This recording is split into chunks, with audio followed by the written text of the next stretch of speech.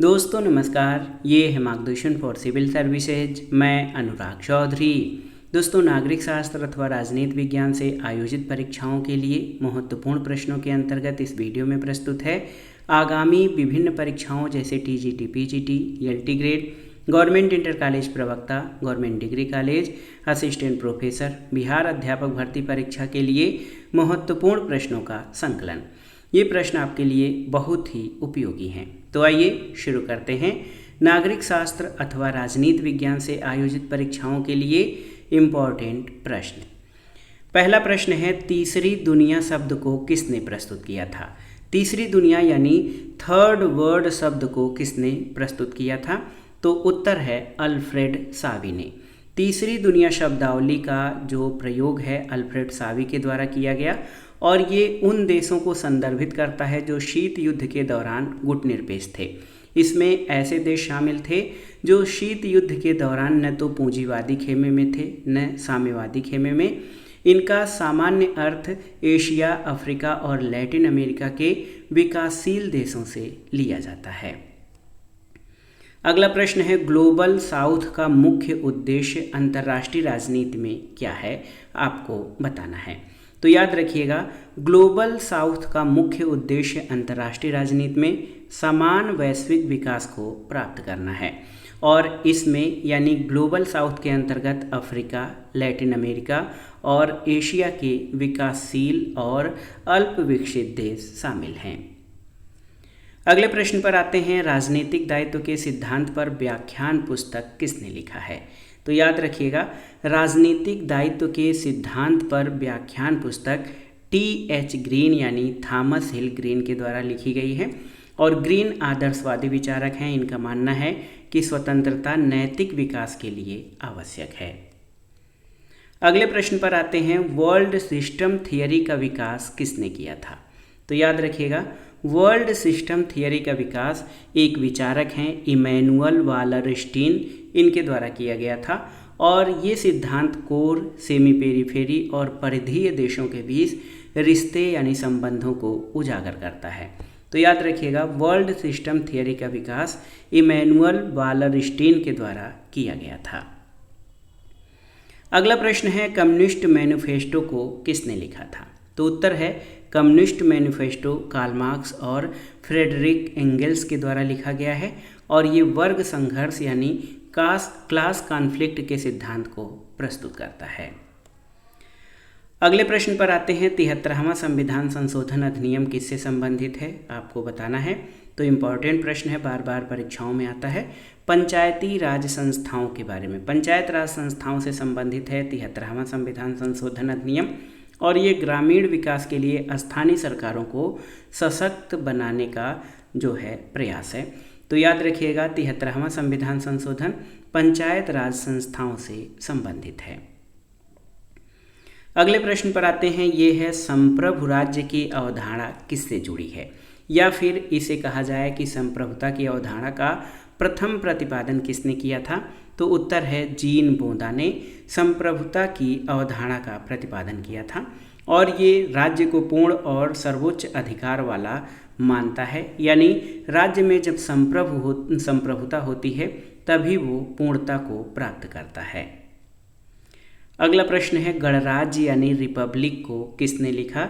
जो न्याय की अवधारणा को बढ़ावा देता है। तो रिपब्लिक आप जानते हैं प्रथम आदर्शवादी विचारक प्लेटो की रचना है और ये पश्चिमी दर्शन में अत्यधिक प्रभावशाली ग्रंथ है और रिपब्लिक का मुख्य उद्देश्य न्याय और इसकी खोज करना है, यानी किस तरह से न्याय की स्थापना हो और कैसे इसको बढ़ावा दिया जाए। अगला प्रश्न है, न्यू वर्ल्ड आर्डर शब्द का अर्थ क्या है? नई वैश्विक व्यवस्था। न्यू वर्ल्ड आर्डर शब्द का अर्थ आपको बताना है। तो उत्तर है शीत युद्ध के बाद वैश्विक राजनीति की अवधारणा, ये न्यू वर्ल्ड आर्डर है। यह एक अधिक सहकारी अंतर्राष्ट्रीय प्रणाली की वकालत करता है और न्यू वर्ल्ड आर्डर के अंतर्गत केवल द्विध्रुवीय विश्व की बात नहीं की जाती है। इसमें ये माना जाता है कि जो नई विश्व व्यवस्था है ये अधिक सहकारी और लोगों के बीच सहयोग और समन्वय पर आधारित होगी। एक और देखिए महत्वपूर्ण प्रश्न है, ए थियरी ऑफ जस्टिस, ये पुस्तक किसने लिखा है? तो आप जानते हैं ये जॉन रॉल्स की कृति है, ए थियरी ऑफ जस्टिस, और आधुनिक समय में न्याय पर लिखी गई महत्वपूर्ण कृति है और ये सामाजिक संस्थाओं में न्याय और निष्पक्षता के रूप में न्याय को बढ़ावा देता है। तो a theory of justice John Rawls की कृति है। इसका उद्देश्य निष्पक्षता के रूप में न्याय यानी जस्टिस एज फेयरनेस की संकल्पना को सिद्ध करना है। अगला प्रश्न है डेमोक्रेटिक पीस थियरी क्या बताती है? डेमोक्रेटिक पीस थियरी ये क्या बताती है? तो आप जान लीजिए कि डेमोक्रेटिक पीस थियरी या लोकतांत्रिक शांति सिद्धांत ये बताता है कि जो लोकतंत्र होते हैं ये आपस में युद्ध करने की कम संभावना रखते हैं और ये सिद्धांत इमैनुअल कांट के द्वारा प्रस्तावित किया गया था, जो कि एक आदर्शवादी विचारक हैं। अगला प्रश्न गांधीवादी विचारधारा से संबंधित है कि गांधीवादी राजनीति या गांधीयन पॉलिटिक्स मॉडल क्या बढ़ावा देता है? तो आप जान लीजिए कि गांधीवादी जो मॉडल है ये सत्य अहिंसा पर आधारित है, लेकिन ये अहिंसा और आत्मनिर्भरता को बढ़ावा देता है। ये शक्ति के विकेंद्रीकरण को महत्व देता है और गांधीयन दर्शन या गांधीवादी दर्शन में अहिंसा का व्यापक अर्थ है मन, वचन और कर्म से हिंसा न करना तथा ये नकारात्मक अर्थ के रूप में और किसी भी व्यक्ति को किसी भी रूप में प्रताड़ित न करना, ये सभी अहिंसा के अंतर्गत शामिल है। तो याद रखिएगा गांधीवादी राजनीति का मॉडल अहिंसा और आत्मनिर्भरता को बढ़ावा देता है। एक और प्रश्न है, ये सामान्य जीके का प्रश्न है कि भारत की पहली महिला प्रधानमंत्री कौन थी? तो श्रीमती इंदिरा गांधी। कार्यकाल पूछा जाए तो 1966 से 1977 और फिर 1980 से 1984 तक 2 कार्यकाल में ये भारत की प्रधानमंत्री रही थी।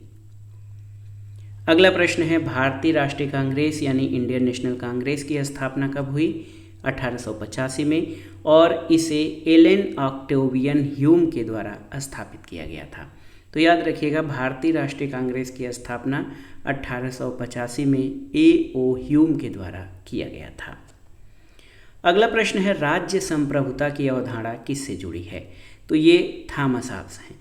निरंकुश संप्रभुता की अवधारणा भी थॉमस हॉब्स के द्वारा जो है प्रतिपादित की गई और इन्होंने एक मजबूत केंद्रीय प्राधिकरण की वकालत की थी।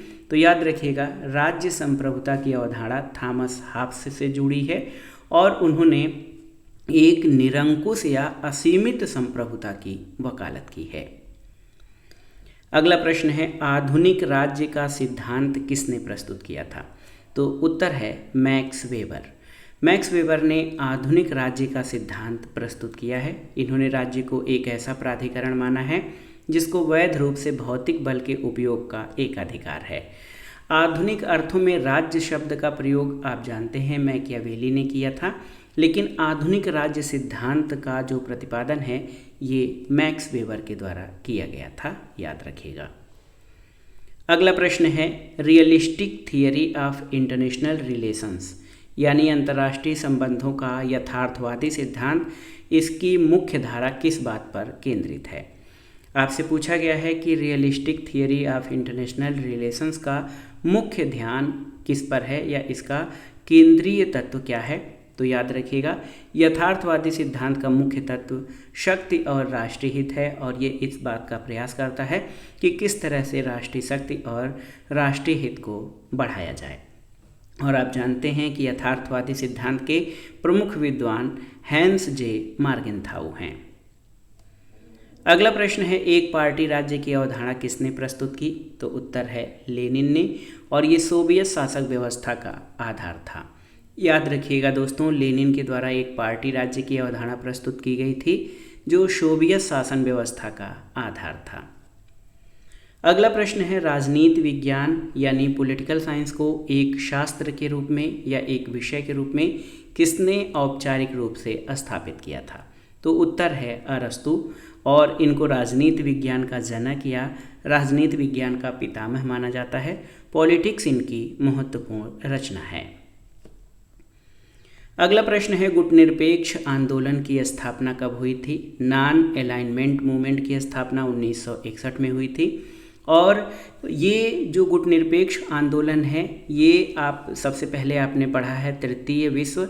तो तृतीय विश्व के जो देश थे एशिया, अफ्रीका, लैटिन अमेरिका के जो ऐसे देश थे जो शीत युद्ध में दोनों गुटों में से यानी पूंजीवादी या साम्यवादी किसी भी गुट में शामिल नहीं होना चाहते थे, उन लोगों ने अपना एक अलग गठबंधन गुट निरपेक्ष जो है इसकी स्थापना की थी, जो किसी भी गुटबंदी में न पड़कर अपनी स्वतंत्र विदेश नीति का अनुसरण करना चाहते थे।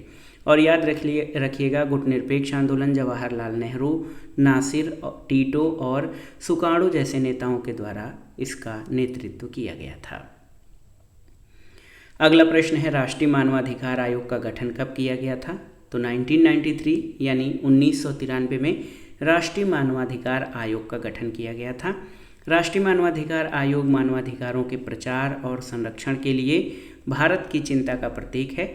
और डेट याद रखिएगा, राष्ट्रीय मानवाधिकार आयोग की स्थापना 12 अक्टूबर 1993 को की गई थी। तो याद रखिएगा राष्ट्रीय मानवाधिकार आयोग का गठन 12 अक्टूबर 1993 को किया गया था। अगला प्रश्न और इस वीडियो का आखिरी प्रश्न है कि राज्यों में मंत्रियों को रैंक और विभाग कौन आवंटित करता है? तो उत्तर है मुख्यमंत्री। राज्य के मुख्यमंत्री विभागों के आवंटन का सुझाव देता है, लेकिन कैबिनेट मंत्रियों को विभाग सौंपने की आधिकारिक शक्ति राज्यपाल के पास होती है। लेकिन आप जानते हैं कि मुख्यमंत्री ही वास्तविक कार्यकारी प्राधिकारी होता है, यानी वास्तविक कार्यकारी मुख्यमंत्री होता है। तो याद रखिएगा राज्य का मुख्यमंत्री विभागों के आवंटन का सुझाव देता है, लेकिन कैबिनेट मंत्रियों को विभाग सौंपने की आधिकारिक शक्ति राज्यपाल के पास होती है। तो दोस्तों ये था आज का वीडियो। इसमें हमने आगामी परीक्षाओं के लिए इम्पॉर्टेंट और संभावित प्रश्नों को कवर किया। ये प्रश्न बहुत ही महत्वपूर्ण है, आप इनको अच्छे से तैयार कर लीजिएगा। ये वीडियो आपको कैसा लगा हमें कमेंट बॉक्स में ज़रूर बताइएगा। वीडियो को लाइक करें, शेयर करें और इस चैनल मार्गदर्शन फॉर सिविल सर्विसेज को सब्सक्राइब करें। वीडियो देखने के लिए धन्यवाद दोस्तों, नमस्कार।